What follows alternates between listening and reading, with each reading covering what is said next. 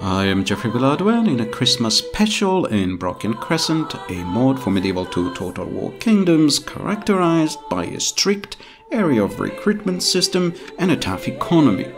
I am playtesting my submod with the tweaks and fixes using the Kingdom of Makuria. We are in the lands of the Bible.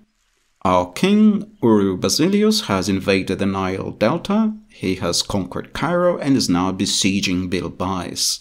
Saladin has marched north to relieve the siege of Damietta from the Crusaders, and having achieved that, he marches south to relieve Bilbays.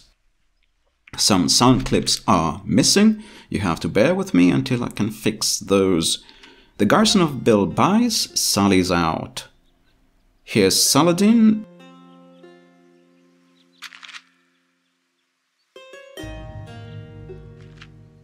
And here's Keda or Kaida, his second in command. Saladin is full of ancillaries and virtuous traits. He is the Malik of Haram al-Sharif, the holiest house of the Kaaba. He has Muhammad's footprint. He has a Sudanese eunuch in his retinue, as well as the master of assassins. He is, of course, a sultan, a Sunni Muslim, a proven commander, as well as a natural commander, religiously minded, talented with numbers, a bastion of chivalry, noble in rule. He admires technology. He is a night fighter, a wall taker, brave, a perfect politician, and honest. He is a man who's got everything. And here is our champion, King Basileios, a monophysite Christian, a proven commander, religious, a fair fighter, a great speaker but swift to judge and disrespects prisoners, feels appreciated. He is the faction leader, a night fighter, firmly orthodox, mindful of risks, a social drinker, religious once more, mixes with killers, though not with a master of assassins like Saladin. He is convincing but a cruel leader and has in his retinue a veteran warrior. He also has as his second in command a Bedouin tribal leader whose name is Barak, an Ismaili Muslim who has fled Egypt and joined our faction. And this is Keda, who has a chivalrous father, so he is presumably Saladin's son. Here's Saladin's army. Take notice, no cheap militia, and here's the garrison of Bilbays sallying out. Waste no time sparing enemies this day, man. Finish them all! Here's a quote about Baldwin, the king of Jerusalem, who suffered from leprosy, but he achieved a remarkable victory over Saladin at the Battle of Montgizard, and as long as he lived, he was victorious. This is a quote from one of the Crusader chronicles. And here's our army. We were very fortunate in that while besieging Bilbays, we were besieging from across a bridge, and now we can defend on the other side of this bridge. Very fortunate. At them, you noble soldiers! Spare not the sword or the axe, the spear or the lance.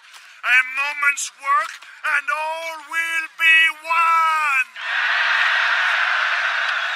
So that was Basileios. He gave a very poetic speech. And here's the Makurian army. A very unique faction, very, very unique. So the Makurians lived in Sudan and Ethiopia. It was a kingdom based in Sudan and Ethiopia, where they're still Christians to this day. They became Christianized just before the Arabian conquest of Egypt. Units, await my orders!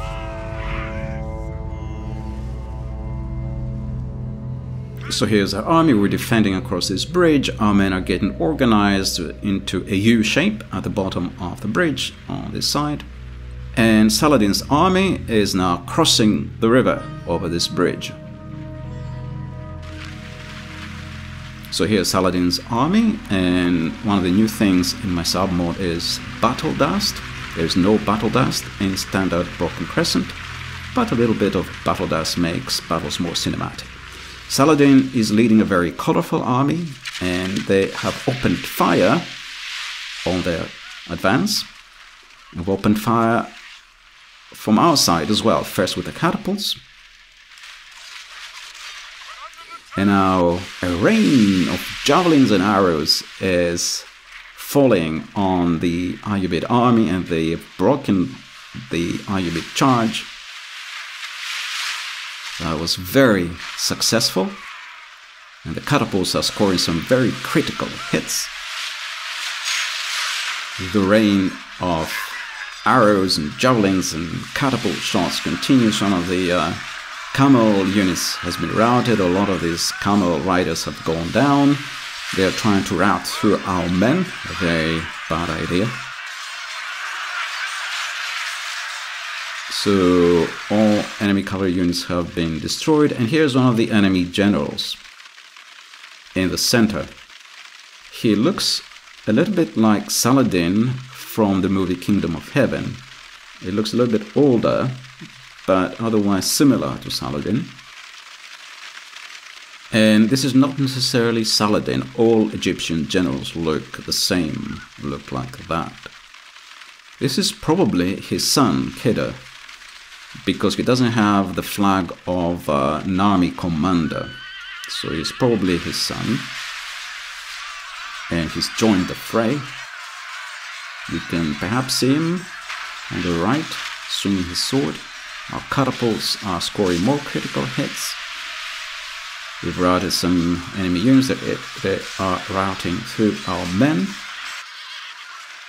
And here's another general. He's joined the fray. This is probably Saladin. A catapult shot just missed him. Only the enemy king flees. God has So here's Saladin. Attack while his forces are in disarray. He's retreating. He can't take this. It looks like his army is all but wiped out. They're all being routed, they're retreating, and Khedr, his son, has been slain. So here's another of the Egyptian generals. This must be Muhammad, the governor of Bilbays, and he's just arrived with his bodyguard and a unit of the garrison, these axemen, with giant axes. These are a little bit like the Tabadaria of Vanilla. Very, very glorious look. Both the axemen and the horse riders look glorious. The horse riders were presumably ghulams. Ghulams were slaves that were raised from childhood to become fighters. And so they were very loyal, and they were very heavily armed, and sometimes they achieved very high positions, becoming generals and consequently even claiming a stake on leading various Arab states. In fact, Mahmud of Ghazni, I believe, originally was a slave, as was his prime minister originally. He was also a slave. And so we've opened fire once again, first with our catapults. Here's again the Egyptian governor of Bilbays, Muhammad. Here are our units holding our side of the river. The enemy is approaching. There's a rain of javelins and arrows coming down on the enemy general's bodyguard.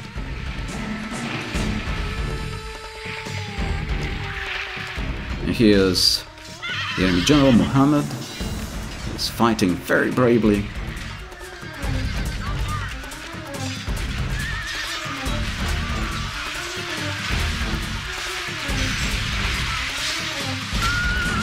Whoa! Another catapult shot nearly hit Muhammad.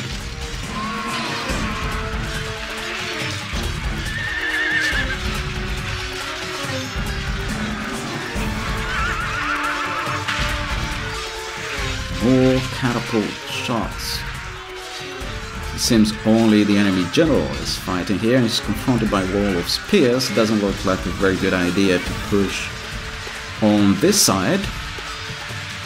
The spearmen keep stabbing him. Also some clubmen, very good unit, one of the best units of the Kingdom of Makuria. These clubmen, they work as axemen. They are wearing helmets, but very little otherwise. Or at least their heads are safe. So it seems like the enemy general has given a command to go this way. It doesn't go the way of the spearmen, so he goes this way, where he correctly perceived that our units here were being scattered. So we had a unit there that's been defeated, I think, almost completely wiped out, and then behind them there were these javelin men.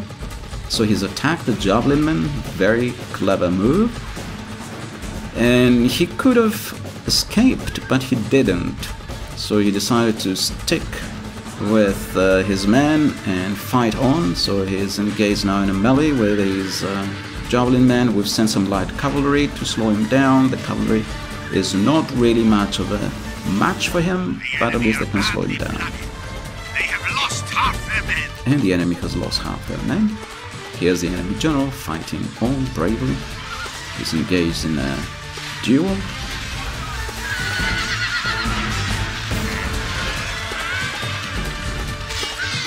Have slain the Saracen general. Now we must send his men running back to the desert. Praise the Almighty! Our enemy has lost his stomach to fight. We must push our advantage. Okay, so one of the bodyguards of one of our generals has slain the enemy general. And his small army has been routed. So that was Muhammad, the governor of Bilbays. He's fallen in the field of battle. He suffered a hero's death. And here is another of the enemy generals. Well, this must be Saladin, because the other two generals have been slain. And he's broken through in the same direction as Muhammad had broken through on this side, where our defenses are somewhat weak. And he's trying to fight his way through the enemy. I'm not sure. He's only got about 2 bodyguards with him, I think. And we've sent cavalry, all kinds of units, bodyguards and so on. Everyone has gone down this way. We've also sent some of those clubmen, and they tried to hold him back, even take him prisoner. So we have some bodyguards here. He has only a couple of bodyguards with him. We have some light cavalry, and you can see the smoke as well, the dust. Saladin is fighting very bravely, so that is one of his traits. He is brave.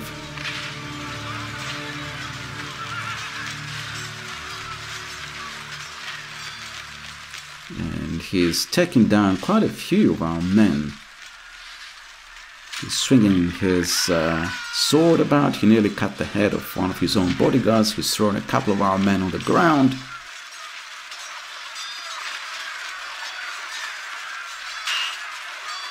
Here's another one of his bodyguards. It looks like it's the only bodyguard he's left with him. He's just left with one bodyguard.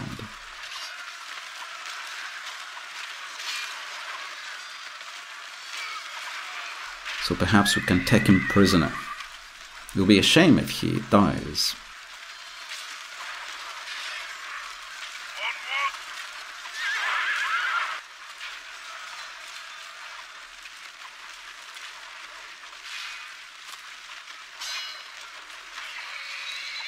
There he is again, with his bodyguard.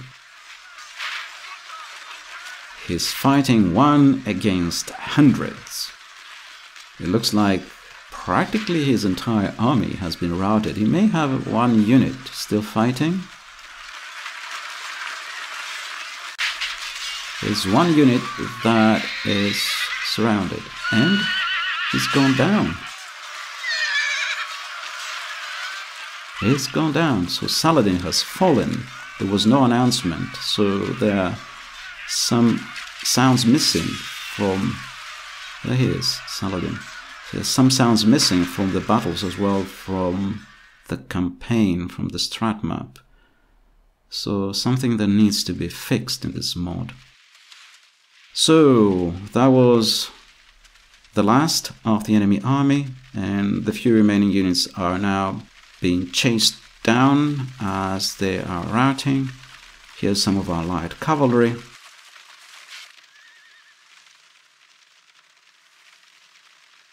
Our king is on the hills as well. There he is, our king, Basileios.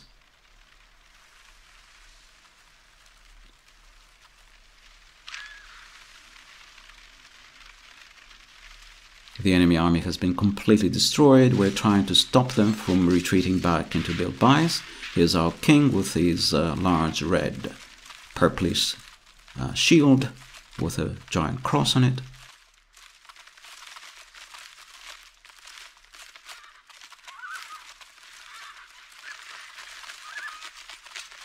So there is again our king in his purple shield. He also has a cross on his gambeson. Praise the Almighty! Our enemy has lost his stomach to fight. We must push our advantage.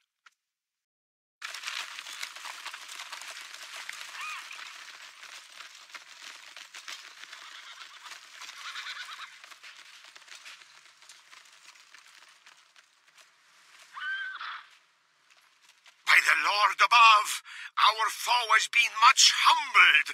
Let all who remember this day remember it as the day of our most glorious victory.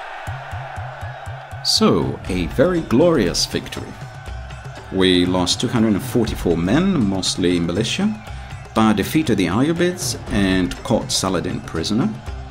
Every unit accomplished something. Our catapults took out a quarter of the enemy army.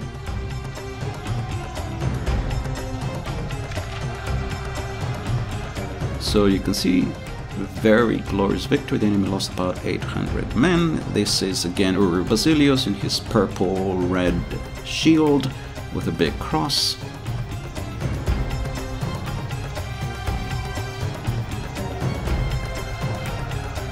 And here's a quote, one of the new quotes, a reference to Mahmud of Ghazni from the Tajul Ma'asir, a history written by his Prime Minister Hassan Nizami. He purged by his sword the land of India from infidelity by slaughtering all the Indians. That's one way to do it. So as I said, Mahmud of Ghazni, as well as his Prime Minister Hassan Nizami, were originally slaves, and they rose through the ranks. One of them, through his prowess in battle, became a great general and led his army into India. The other one, through his learning, became prime minister. And so we offered Saladin up for ransom, but we had killed all his generals and his son and heir, so there was no one to ransom him. There was a general in Damietta, but he was under siege. A wise and fair choice, to be sure. So the ransom was rejected. And the prisoners were executed, unfortunately. God knows what happened to Saladin. Oh, we tore them apart, my lord. Victory! We marched through your enemy's streets. Victory!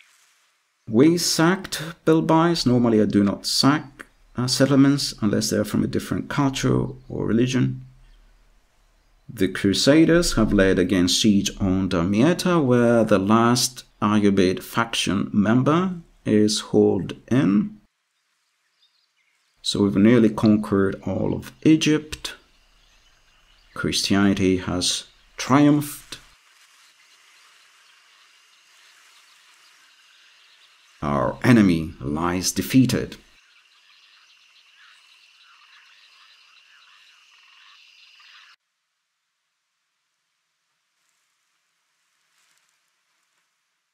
Here is one of these wonderful new models from Byzantine Boy, this diplomat in Arabia, in the land of Oman.